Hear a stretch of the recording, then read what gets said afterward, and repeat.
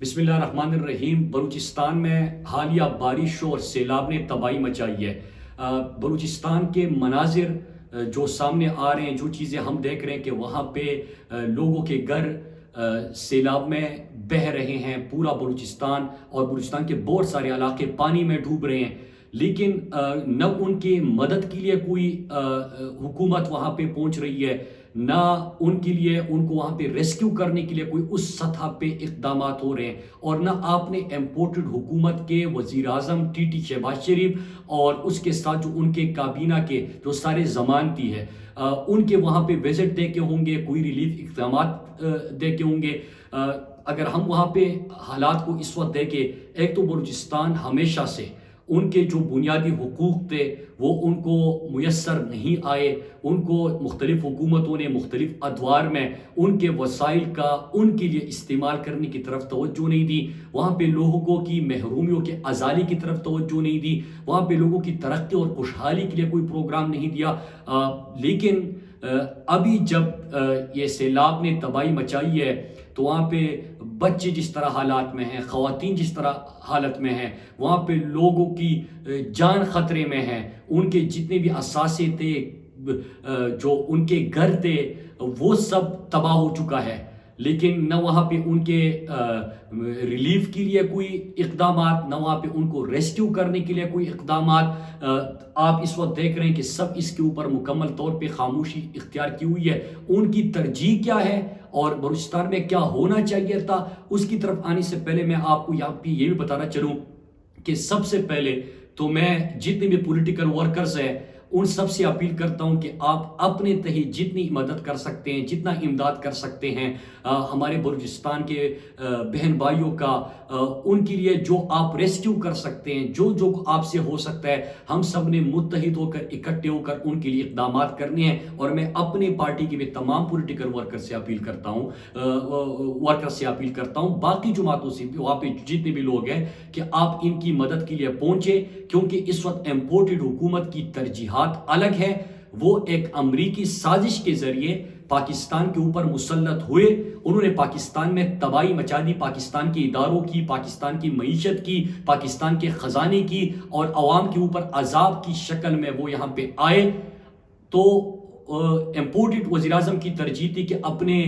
بیٹے کو جو کہ ناجائز وزیر اعلیٰ بنا تھا، حمزہ ککڑی، اس کو کس طرح بچانا ہے، اس کی طرف توجہ تھی۔ اور ابھی تمام یہاں پہ اکٹھے ہو کے اتحادی جماعتیں جتنی ان کی ہے پاکستان ڈکیت موومنٹ کی، وہ روزانہ بیٹھ کے کہے مارتے ہیں، پاکستانی قوم کے اوپر ہنستے ہیں۔ امریکہ ریجیم چینج آپریشن جو ہوا تھا اور امریکہ نے جو ان سے کام لینا تھا، اس کے اوپر ان کی بحث ہوتی ہے، لیکن بلوچستان کے لوگوں کے اوپر کسی کی توجہ نہیں، بلوچستان کے اوپر توجہ نہیں۔ بلوچستان کی حساسیت بھی بہت ہے، بہت سینسیٹیو علاقہ ہے وہاں پہ،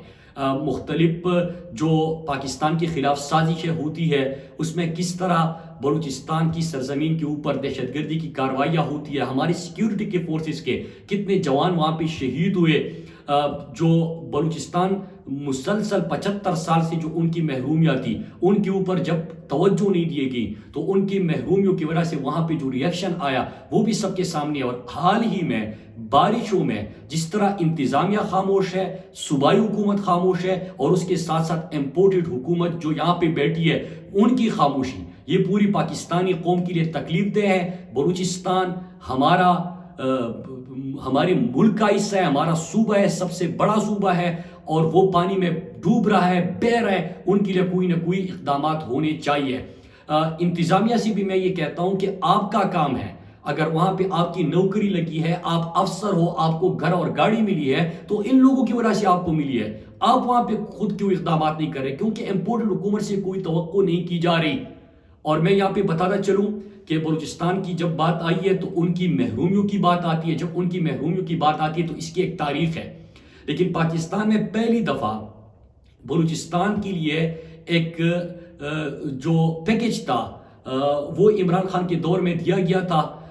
بلوچستان کے لیے خصوصی پیکج، ساؤتھ بلوچستان کے لیے جو سب سے زیادہ محروم علاقے تھے ان کے لیے ایک خصوصی پیکج دیا گیا تھا، جس میں مجھے بھی کوئی ذمہ داری ملی تھی۔ اس میں آپ دیکھ رہے ہیں کہ خوزدار، بسیما، سڑک کے اوپر اس وقت کام ہو رہا ہے. اور یہ انفراسٹرکچر, کیونکہ بہت ساری چیزیں ہوتی ہیں, ایک ان کے لیے انفراسٹرکچر نہیں ہے. مجھے یاد ہے کہ ہم آج سے 7-8 سال پہلے ٹی وی پہ دیکھ رہے تھے کہ ایک بم بلاسٹ ہوا وہاں پہ بلوچستان میں, تقریباً 16 گھنٹے لگے, لیکن وہاں پہ ریسکیو آپریشن اس لیے نہیں ہو پا رہا تھا کہ کوئی ایکسیس ہی نہیں تھا, وہاں پہ روڈ انفراسٹرکچر بھی نہیں تھا. لہٰذا وہاں پہ روڈ انفراسٹرکچر کی بھی ضرورت, وہاں پہ ہسپتالوں کی بھی ضرورت, وہاں پہ غربت کے خاتمے کے پروگرام احساس کی بھی ضرورت, وہاں پہ اس کے ساتھ ساتھ لوگوں کے لیے روزگار کی بھی ضرورت, وہاں پہ جو ان کی معدنیات ہے اور وسائل ہے اس کے اوپر بلوچستان کے حق کی بھی ضرورت, اور وہاں پہ ان لوگوں کو تو یہ تمام چیزیں, تعلیم کی ضرورت. تو ان چیزوں کے اوپر توجہ دینی چاہیے تھی جو کہ نہیں دی گئی تھی. عمران خان نے ایک ریلیف پیکج دیا اور بلوچستان پیکج دیا, اس میں نے سڑکوں کی بات شروع کی تھی تو خزدار بسیمہ ہو گیا, ڈیرہ مراد جمالی بائی پاس ہو گیا, ہمارا ہوشاب اواران ہو گیا, زیارت موڑ کچ ہر نہیں ہو گیا. پھر اس کے ساتھ سب سے بڑی شاہراہ جو بلوچستان کی تھی کراچی کوئٹہ چمن, وہ کوئٹہ بائی پاس, ایم8, یہ بہت ساری سڑکوں کا وہاں پہ عمران خان کے دور میں آغاز ہوا تھا. اور میں اس کا ذکر اس لیے کر رہا ہوں کہ میں نے امپورٹڈ وزیر اعظم شہباز شریف کو بلوچستان ایک دفعہ جاتے دیکھا, جو ایک اس نے کم از کم بلوچستان کے لوگوں کے سامنے کھڑے ہو کے کہا کہ ہم آپ کے لیے کچھ دے رہے ہیں. اور وہ وہی سڑک تھی جس کا میں نے آغاز کر دیا تھا, 796 کلومیٹر کی ایک شاہراہ, جو کہ آلریڈی ہمارے ٹائم پہ اس کی بلڈنگ اور ٹینڈرنگ وغیرہ سب کچھ ہو چکا تھا اور اس کی افتتاح کے لیے وہ پہنچا. اس طرح آپ حال ہی نزدیک ترین دنوں میں دیکھیں گے کہ جو خزدار بسیمہ تھا, ایم8 ہوشاب اواران تھا, زیارت موڑ کی چھار نہیں تھا, ڈیرہ مراد جمالی پاس تھا, اس طرح تقریباً 3800 کلومیٹر کی سڑکیں تھی کہ اس کی افتتاح کے لیے تو پہنچ جاتے ہیں, لیکن ان کا جو بنیادی حق ہے وہ نہیں دیا جاتا. اور میں یہ پیکج کی بات کیوں کر رہا ہوں, میں اس کی ڈیٹیل میں آ جاتا ہوں کہ جو عمران خان نے ان کو پیکج دیا وہ ان کے ریلیف کے لیے بھی تھا, غربت کے خاتمے کے لیے بھی تھا, صحت کے لیے بھی تھا, تعلیم کے لیے بھی تھا. جس طرح کے روڈز کے اوپر ہم نے کام وہاں پہ آغاز کر دیا, تو ایک پورا پیکج تھا. لیکن اس امپورٹڈ حکومت نے ریلیف تو چھوڑے, سیلاب زدگان کی مدد تو چھوڑے, اور ان کی تو تاریخ رہی ہے. آپ کو یاد ہوگا کہ یوسف رضا گیلانی کس طرح وہ ترک خاتون اول آئی سیلاب زدگان مدد کے لیے, اور ہوتا کیا ہے, ہوتا یہ ہے کہ یوسف رضا گیلانی جو ہے وہ ایک ہار تھا, آپ کو یاد ہوگا سیلاب زدگان کا, وہ لے جاتے ہیں. اینجولینا جولی یہاں پہ آ جاتی ہے پاکستانیوں کی مدد کے لیے, وہ جہاز بیچ کے اپنی فیملی کو لے کے آتا ہے, بڑا بڑا کھانا ان کے لیے کرتے ہیں, قیام و طعام کا انتظام کیا جاتا ہے, اور تصویریں بنانے کی فرمائش ہوتی ہے کہ اینجلینا آئی ہے تو آپ یہاں پہ ہمارے فیملیز کے ساتھ تصاویر بنا لیں. اور پھر دنیا نے بھی اس کے اوپر بڑا پاکستان کا مذاق بنا تھا. ابھی بھی جتنی ریلیف کی اور پیکج کی میں نے بات کی وہ اس لیے کی کہ بلوچستان کو ریلیف پیکج دیا, انہوں نے اس کو آگے نہیں بڑھایا. خیبر پختونخوا کے ضم شدہ اضلاع جو ہے وہاں پہ انہوں نے صحت انصاف کارڈ کا پروگرام بند کر دیا, جو کہ خیبر پختونخوا نے اپنے وسائل سے پھر شروع کر دیا. اسی طرح وہاں پہ ان کی بجٹ کی کٹوتی کی گئی. گلگت بلتستان جو سینسیٹیو ترین علاقہ ہے, ان کے بجٹ میں انہوں نے تاریخ ساز کٹوتی کی, اور اس طرح آزاد کشمیر کے بجٹ میں بھی ان کی نے کٹوتی کی. آپ نے گلگت بلتستان کے وزیر اعلیٰ کو سنا کہ ہمارے پاس تو اتنے پیسے نہیں ہوں گے کہ ہم اپنے لوگوں کی تنخواہیں بھی پوری کر سکے. تو جہاں پہ ریجیم چینج آپریشن ہوتا ہے, میں بار بار کہتا ہوں, وہاں پہ ایک طرف اگر آپ کی معیشت بیٹھ جاتی ہے, آپ کے کاروبار تباہ ہو جاتے ہیں, مہنگائی کی لہر آ جاتی ہے, اس کے ساتھ ساتھ انتشار کی اور خانہ جنگی کی صورتحال بھی پیدا ہوتی ہے. تو جس طرح یہ ان خطرات سے اور یہاں پہ لوگوں کو محروم رکھ کے, ان کی امداد کے لیے نہ پہنچ کے, ان کے لیے ریسکیو آپریشن نہ کر کے, ان کے لیے ادویات کی فراہمی نہ کر کے, وہاں پہ لوگوں کے لیے کھانے کے پاس ان کے لیے کچھ نہیں, کیونکہ بلوچستان ڈوب رہا ہے. جب وہ ڈوب رہا ہے وہ اپنے گھر کو بچائے, خود انخلا کرے, کسی محفوظ مقام پہ چلے جائے, یا اپنے بچوں کو کچھ کھلائے, یا ان کے جو بیمار ہو رہے ہیں, کیونکہ جب سیلاب آتا ہے پانی میں شہر ڈوب جاتے ہیں, اس میں بیماریاں پھیلتی ہے, تو اس کے لیے بھی کوئی اقدام نہیں ہو رہا. تو اس وقت پوری پاکستانی قوم پریشانی اور ایک کرب سے گزر رہی ہے, جب وہ اپنے سب سے بڑے صوبے کو, جس کو ہمیشہ سے محروم رکھا گیا, اس میں یہ چیزیں دیکھتی ہے. لیکن ان کو تو شرم آنی نہیں ہے. لہٰذا یہاں پہ میں اپنے جتنے بھی ورکرز ہیں ان سے بھی اپیل کرتا ہوں, جتنا ہم سے ہو سکتا ہے ہم کریں گے. اور امپورٹڈ حکومت تھوڑی سی شرم اور حیا اگر آپ میں باقی ہے تو آپ ان لوگوں کی طرف بھی کوئی توجہ دیں. بلوچستان حکومت وہاں پہ بیٹھی ہے, ہمیشہ جس طرح لین دین ہو رہی ہے حکومتیں بنانے کی، وزارت لینے کی، اس کے ساتھ شامل ہونے کی، چور دروازے سے آنے کی، بند کمروں میں فیصلے کرنے کی، اس میں تو آپ کی جماعت بڑی ایکٹیو ہوتی ہے، لیکن وہاں پہ لوگوں کے لیے آپ نہیں پہنچ سکتے۔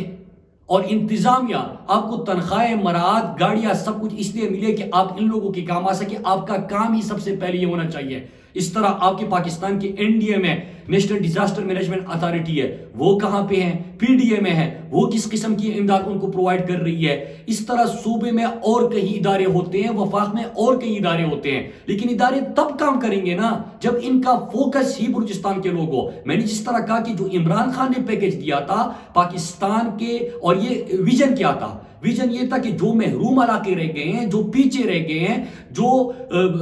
محرومیوں کی وجہ سے وہاں پہ ریئیکشن آ رہے ہیں، جو پاکستان کے طاقت بن سکتے تھے، وہ بہت پیچھے رہ گئے ہیں، لہٰذا ان کو بھی باقی جگہوں کے برابر لے کے آؤ۔ اسی لیے زمشد اضلاع کا پیکج تھا، بلوچستان کا پیکج تھا، ساؤتھ بلوچستان کا پیکج تھا، گلگت بلتستان کا پیکج تھا، لیکن اس امپورٹڈ حکومت نے ان تمام چیزوں کے اوپر بھی اس کو روکا، اس ترقی کے سفر کو روکا۔